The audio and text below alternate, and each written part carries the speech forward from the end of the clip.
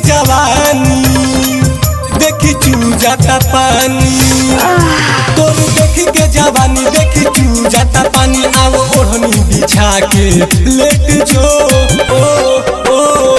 आओ ना लेट जो, आओ ना लेट जो, लेके सामान पूरा चौर पल घोट जो। आओ ना लेट जो, आओ ना लेट जो, लेके सामान पूरा चौर पल घोट जो। अरे माई रे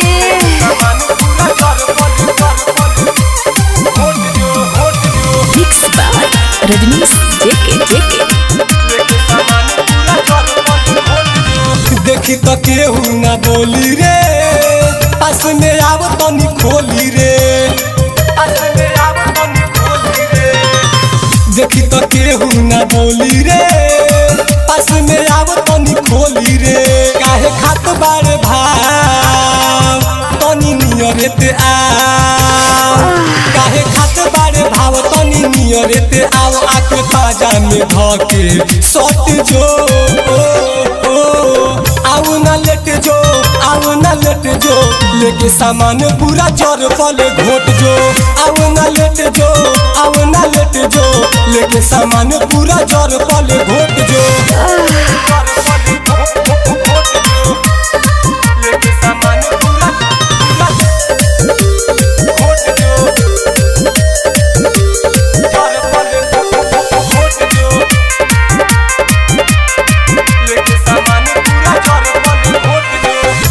जवानी के झराई रे, बोलबे तो लहंगा फराई रे, पानी जवानी के झराई रे, बोलबे तो लहंगा फराई रे। तनी काट देना ओ मन कर जनी छोट, तनी काट देना उठे मन कर जनी छोट। विजय राजा जितेंद्र के पोट जो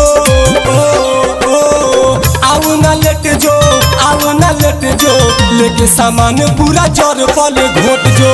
आओ ना लेट जो, आओ ना लेट जो, लेके सामान पूरा चौर पल घोट जो।